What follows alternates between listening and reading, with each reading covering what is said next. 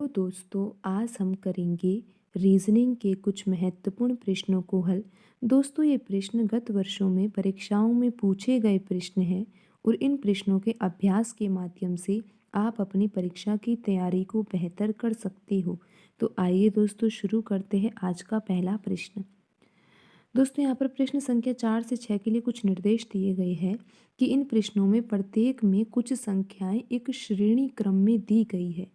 दोस्तों यहाँ पर जो क्वेश्चन दिए गए हैं 4 से 6 तक के लिए उसमें एक सीरीज दी गई है और उस सीरीज में दोस्तों एक पद अशुद्ध है और उस अशुद्ध पद को हमें यहाँ पर ज्ञात करना है।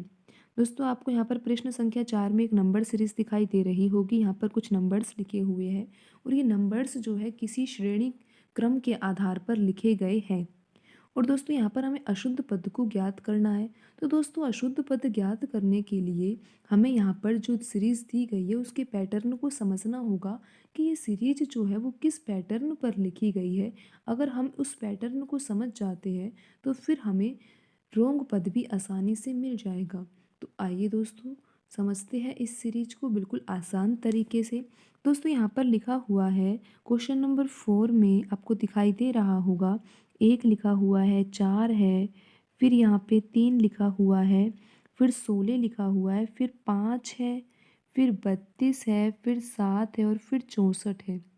तो दोस्तों आप यहाँ पर देख सकते हो कि ये सीरीज किस आधार पर लिखी हुई है। यहाँ पर 1 के बाद 3 लिखा हुआ है और बीच में यहाँ पर 4 दिया हुआ है। 3 के बाद दोस्तों अगर हम एक पद छोड़ दें तो हमें यहाँ पर 5 दिखाई दे रहा है और 5 के बाद अगर हम 32 को यहाँ पर छोड़ दें तो फिर यहाँ पर 7 लिखा हुआ है। दोस्तों आप इस सीरीज को तो समझ रहे होंगे कि 1 के बाद 3 फिर 5 और फिर 7। लेकिन दोस्तों जो पद हमने छोड़े हैं बीच में क्या वो भी किसी सीरीज के आधार पर लिखे हुए हैं दोस्तों? दोस्तों आप यहाँ पर देख सकते हो कि अगर हमने यहाँ पर 1 और 3 के बीच में 2 छोड़ दिया है तो क्या 2 का संबंध 4 से है? बिल्कुल है दोस्तों। अगर हम 2 का वर्ग करेंगे तो हमें 4 ही तो प्राप्त हो रहा है। तो आप यहाँ पर देख सकते हो कि 1 और 3 के बाद यहाँ पर अगर 2 छोड़ा गया है तो यहाँ पर 2 की स्थान पर 2 का वर्ग लिख दिया गया है। दोस्तों 3 के बाद अगर यहाँ पर 5 लिखा हुआ है और बीच में 16 लिखा हुआ है तो इसका सीधा सा अर्थ है कि यहाँ पर 4 ना लिख के 4 का वर्ग लिख दिया गया है।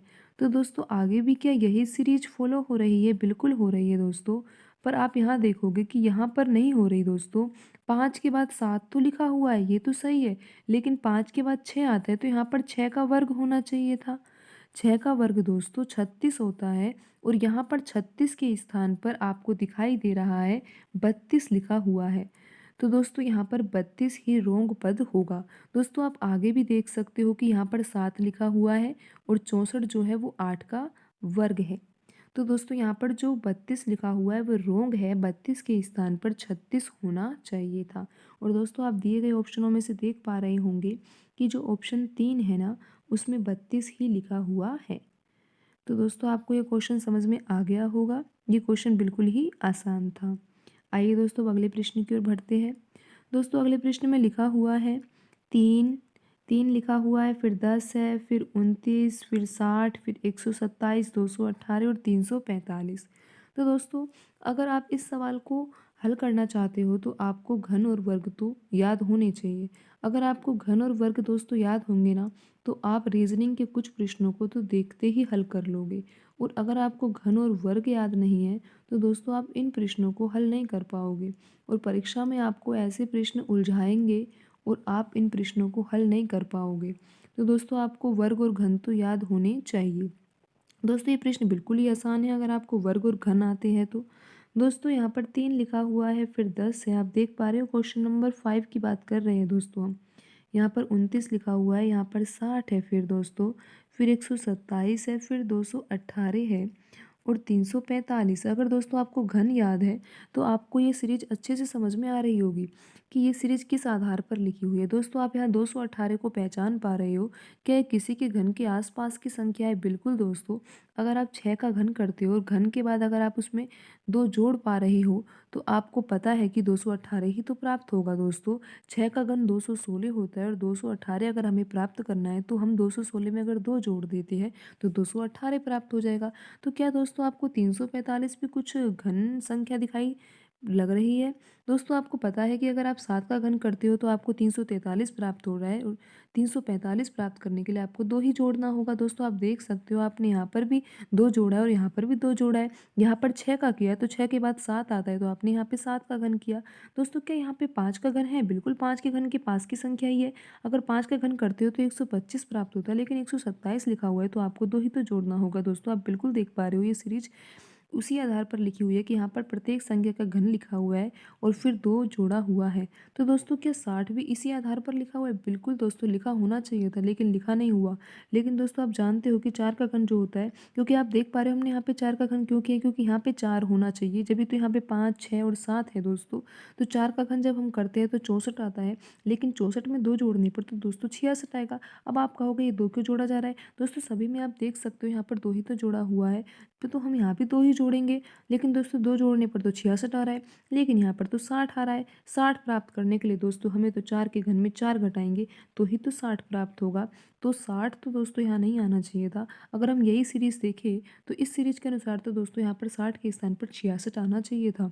तो दोस्तों यहाँ पर 60 जो है वो रोंग पद है। लेकिन दोस्तों आप आगे की सीरीज़ में भी देख सकते हो कि जो 3 है वो कैसे लिखा हुआ है। दोस्तों जब आप 1 का घन करते हो और 1 के घन में आप 2 जोड़ते हो तो आपको 3 प्राप्त हो जाता है। 10 कैसे प्राप्त होगा दोस्तों? जब आप 2 का घन करोगे दोस्तों, बिल्कुल सही दोस्तों, जब 2 का घन करोगे और 2 के घन के बाद आप 2 ही जोड़ोगे तो आपको 10 प्राप्त होगा। और 29 प्राप्त करने के लिए दोस्तों आपको 3 के घन में, 3 का घन 27 होता है और 27 में जब आप 2 जोड़ोगे तो आपको 29 ही प्राप्त होगा।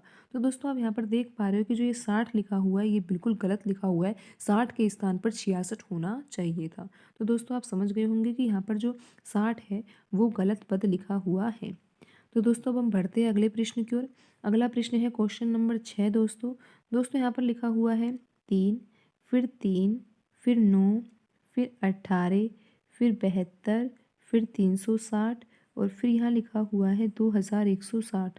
तो दोस्तों आपको इस सीरीज़ में रोंग पद छांटना है। दोस्तों यहाँ पर दी गई सीरीज को आप समझ सकते हो कि यहाँ पर ये सीरीज किस आधार पर लिखी हुई है।